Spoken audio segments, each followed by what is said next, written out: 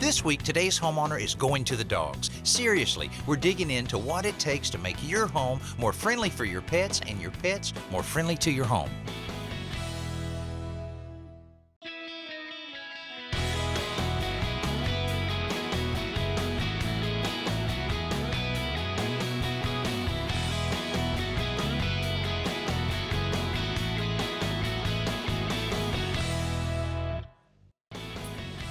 Now, if you've watched our show before, you know we're all about making your home a better place for yourself and your family. But it occurred to us the other day that after all of these years of sharing all kinds of home improvement tips, we left out a real key part of that equation, your pets. I mean, let's face it, pets become part of the family. So this week, we're going to look at how to make your house a nicer place for them, as well as how to help you deal with some of the challenges that they bring along with those cold noses and unconditional love. So what better expert to ask than a vet who makes house calls?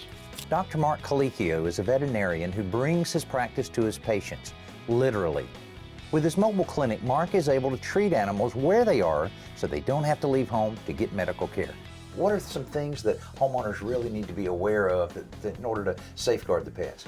Well, with these guys, cats, I kind of describe them as sensory machines. You know, they're always aware of what's going on. They anything that smells or sounds or looks different, they're going to be curious with. So that is a problem that in cats is very particular to the species, but also the fact that they are very sensitive to certain types of chemicals, whereas dogs can overcome exposure to that. Cats are very sensitive to some very common things in the house. Yeah, dogs are a little more tolerant to some of the things. Yeah, their liver can handle things a lot better than cats can. I see. Okay. And then as far as other dangers around the house and so forth, I know certain plants, are any plants a problem? There are most of your, the holiday plants, especially this time of year, we warn people about a lot of the lilies and things like that you'll see.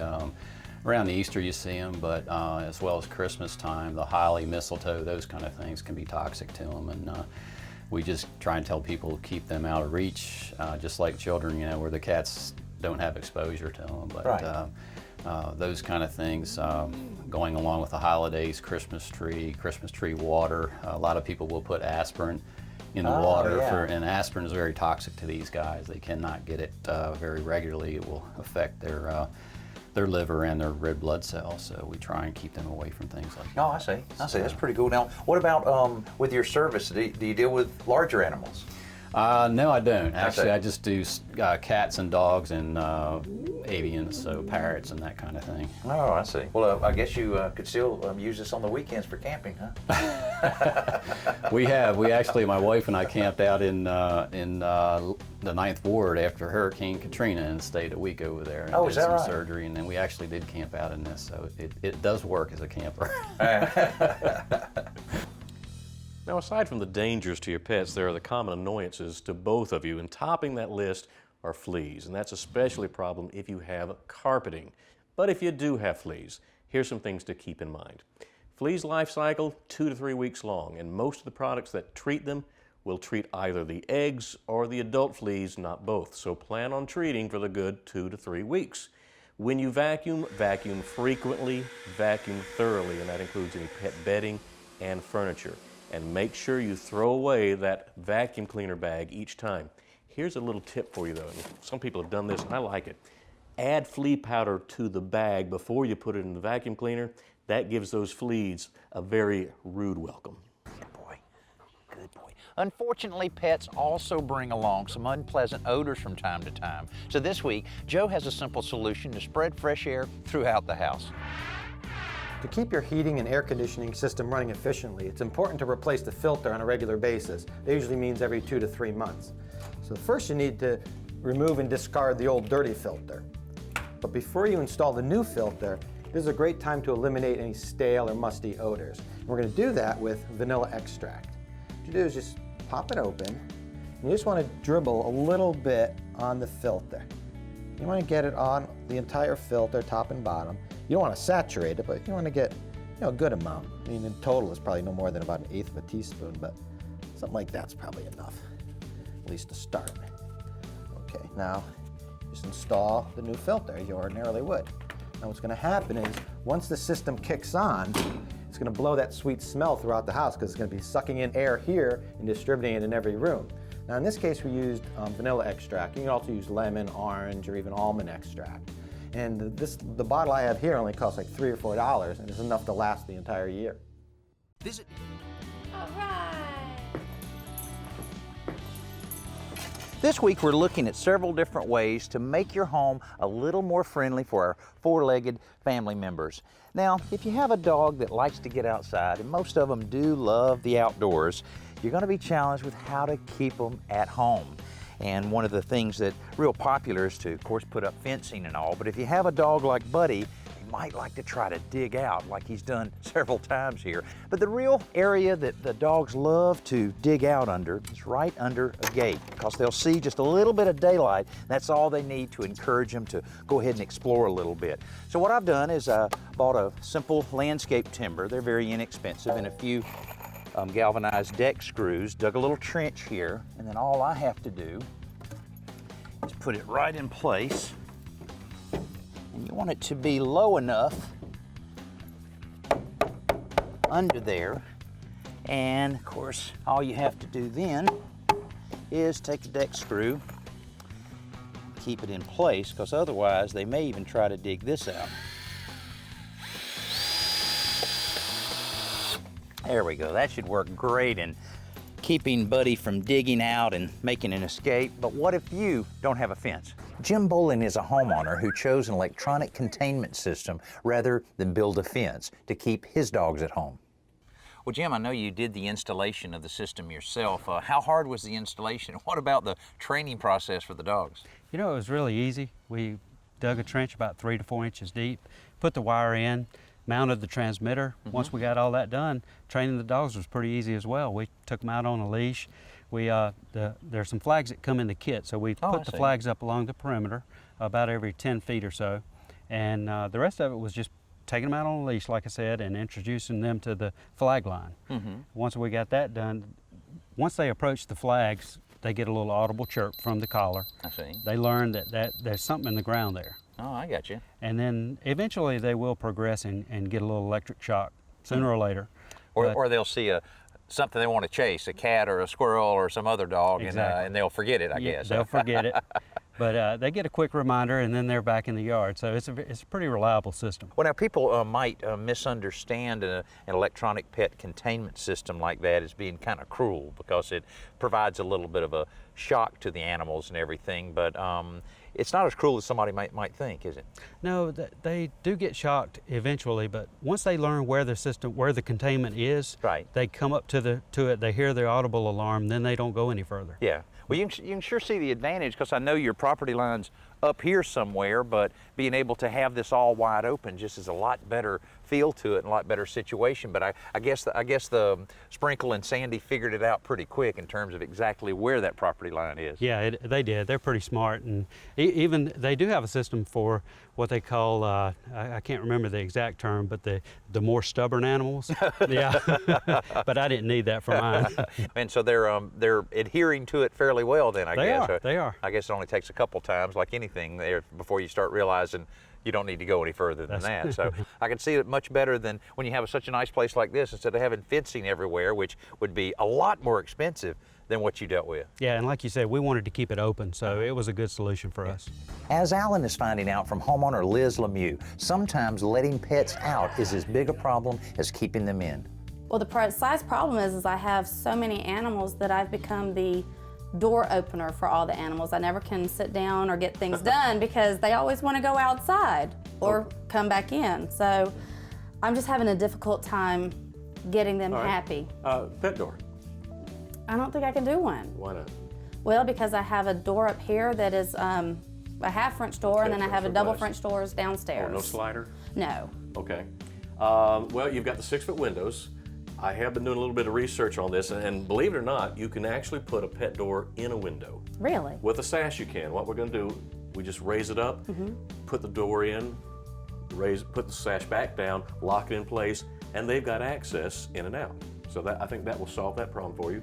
I'm going to get one of those for you, but let me ask you this. I'm seeing What is the problem here now? Well, that is how the cats let me know they're ready to come inside. Oh, they're making their own access. I yes, see. Okay. yes. Well, I tell you what, I'm going to put the door in for you. Okay. Let you take a look at it, see if you like it. While I'm here, I'll fix that for you too. You're a godsend, Alan. Oh boy, if that doesn't go to his head, nothing will. The kit Alan found from Patio Pacific is pretty simple to install. Apparently 4 easy steps, Liz. You simply set it into the open window and extend the adjustable side panel out to fill up the opening. Thumb screws lock the panel in place and the window sash is lowered down to hold the unit from the top. A couple of dowel pieces above the sash hold it firmly in place. Then it's just a matter of training Ginger to use the door. Come on. Good. Woo! Now, while Alan takes care of that screen for Liz, Jody has a best new product that might help out with the messes our pets sometimes make. If you're like me, you're always looking for ways to shave off the time it takes to do all your chores around the house. And Rubbermaid is right there with you because they've come out with their version of the spray mop. But I like this one. This is called the Reveal. And let me show you some key things about it. Now take a look at this pad. Now this is a 15-inch pad. Now I've got one right here because you can get different pads sold separate, the pads sold separately. But take a look at this. It's made out of a microfiber. And this is going to pick up 50% more dirt. It's washable and reusable, so you're not going to be filling the landfills with all those disposable pads. Another thing I like about it is you can put your own solution in the bottle that clips to the body of the mop. Now, some of these spray mops, you have to buy their solution, and once you're done with it, you throw the bottle away. Well, with this one, it's refillable, reusable, and you can put your own cleaning supplies, or you can simply put water in it to spray on your floors to do your cleaning. It doesn't require batteries to dispense the liquid. All you do is pull the trigger and it sprays it out and it will clean the floors in no time. Now, another thing I like about this is look and see how the head rotates a full 360 degrees. So it allows you to get in under your furniture and your tables and things like that, so you get a nice clean floor every time.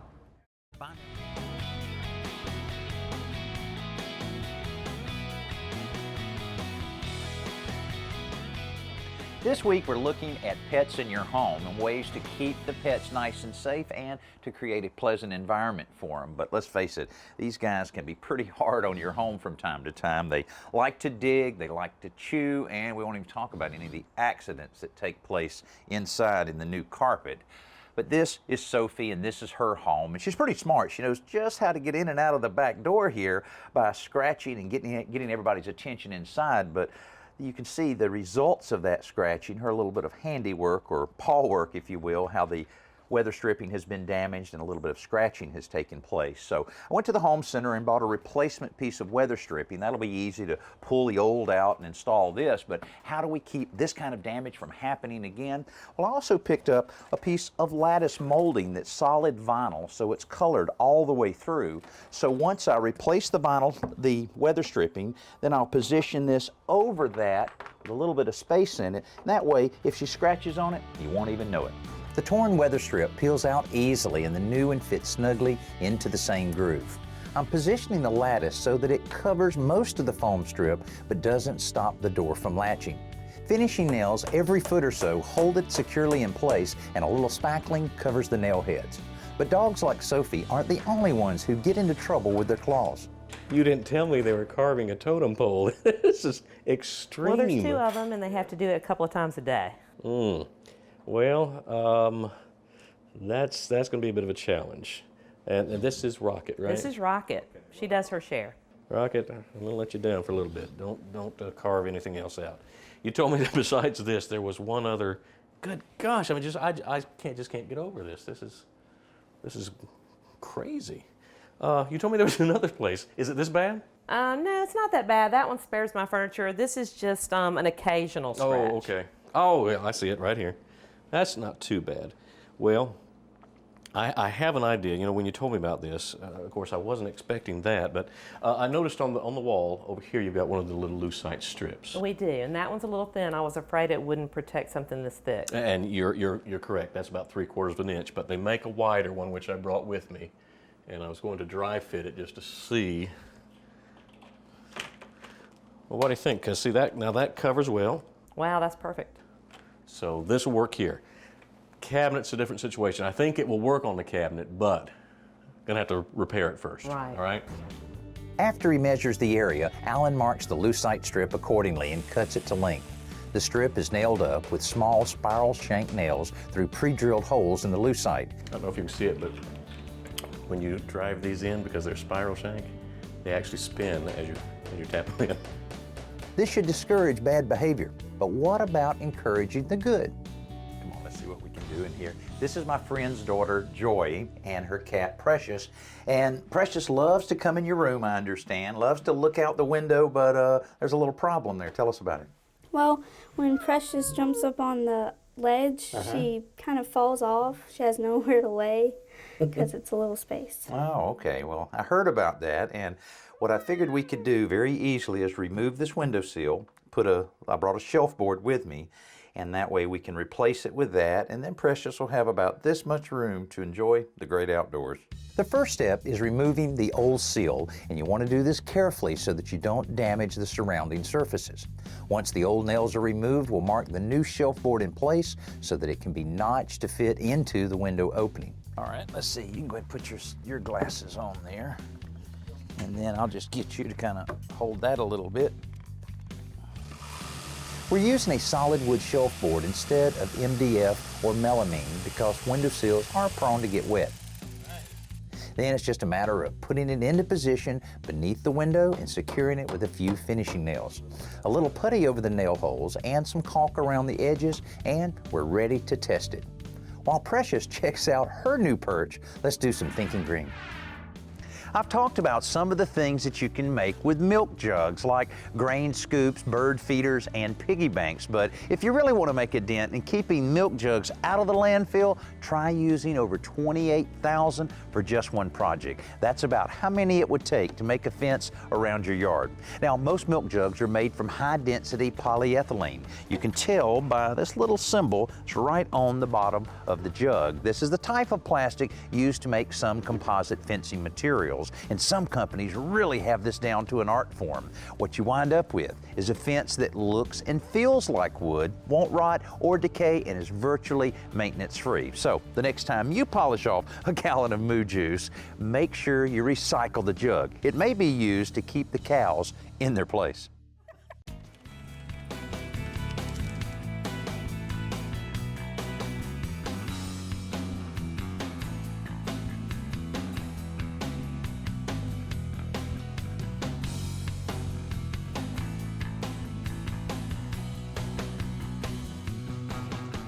Pets are a big part of a lot of people's lives, and hopefully this week we've been able to share with you a few ideas on how to keep them safe, how to keep them happier, and keep a little harmony in the family.